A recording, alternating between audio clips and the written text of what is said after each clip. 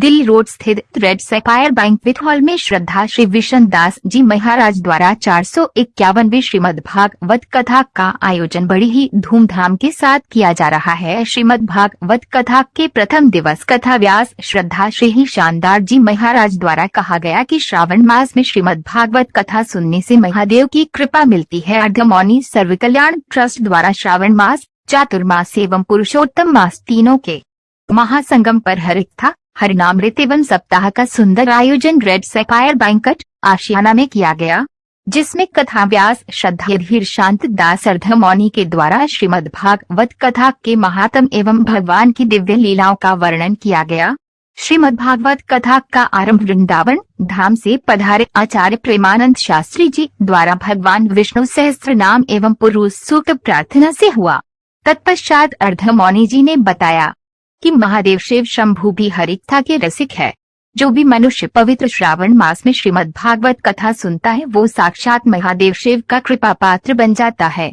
वेदव्यास जी महाराज द्वारा 12 स्कंधों के 18,000 श्लोकों से संसार को मोक्षदायिनी मार्ग प्रशस्त किया है।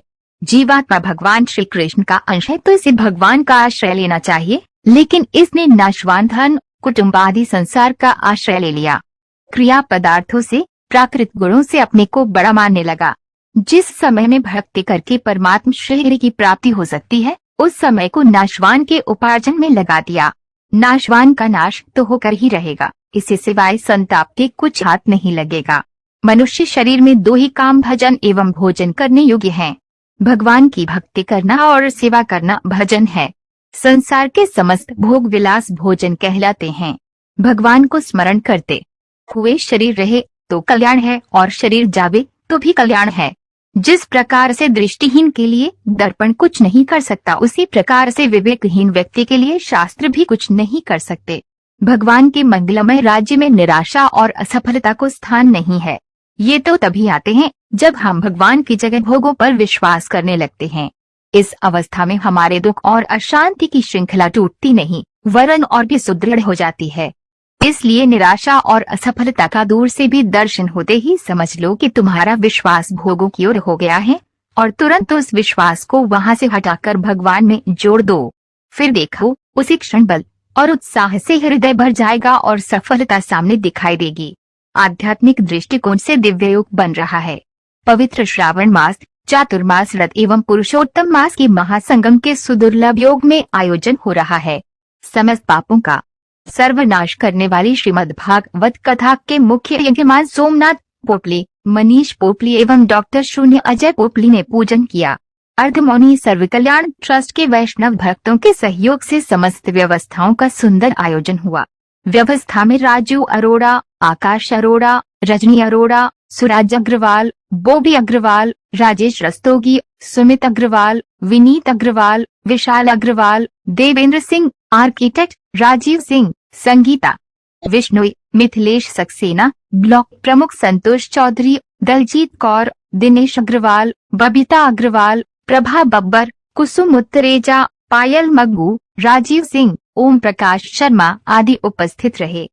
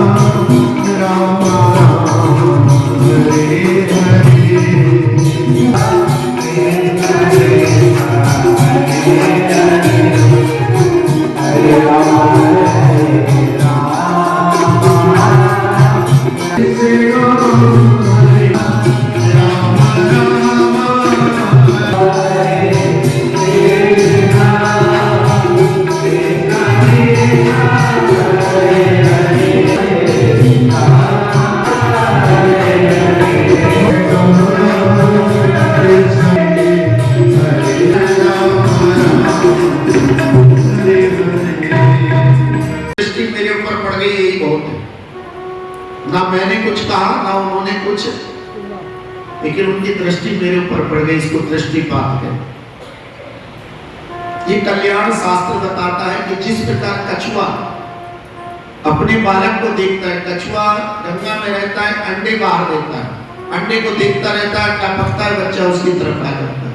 यही दृष्टिपात मछली महारानी को देखिए, जब आपका एक्वेरियम जो घर में लगा है उसमें मछली का हाथ नहीं होते, पैर नहीं होते, आवाज नहीं करती, फिर भी उसका बच्चा उसके पीछे चलता है, केवल दृष्टि से, आंखों से। ये पहला कल्याण है गुरु का, दृष्टिपात। दूसरा बताया गया है स्पर्श। गुरु ने सिर पे हाथ रख दिया, कमर पे हाथ रख दिया, ये स्पर्श बताया गया जैसे पक्षी अपने अंडे के ऊपर बैठ जाता है। चलो माँ के घर में बालक था तो नाल से भगवान ने भोजन भेजा, लेकिन जब अंडा माँ ने दे दिया तब तो नाल भी जुड़ी नहीं है। फिर 2 4 5 दिन 7 दिन उस अंडे के ऊपर उसने शरीर का स्पर्श दिया और उसमें से अंडे में से बच्चा निकला और उसी माँ को प्रेम करने लगा। ये दूसरा कल्याण करने की विधि है गुरु की, स्पर्श करके। और तीसरा होता है चिंतन। जिस समय माँ पक्षी अपने छोटे छोटे बच्चों को घोंसले में छोड़ जाती है, तो आपने तो अपने घर के दरवाजे पर, छत पर, बालकोनी में ग्रिल लगा रखी है कि हमारा बालक गिरेगा नहीं जीने से, छत से। और उस बालक को कौन समझाए जिसकी छोटे बच्चों की माँ अभी दाना चुगने गई है, तो वो चिंतन करते रहते अपने बच्चों का। जब उसका बच्चा जरा सा बाहर होता है, वो चिंतन करके कहती है अंदर जाओ, और बच्चा सहम जाता है। एक अच्छा गुरु होता है, बच्चे से कहता है कल को ये याद करके लाना। वो बच्चा पढ़ता है, साथ साथ में अपने शिक्षक और शिक्षिका का चिंतन करता रहता है कि कल को मैडम मुझसे सुनेगी, मेरी रीडिंग देखेगी, मेरी लर्निंग देखेगी।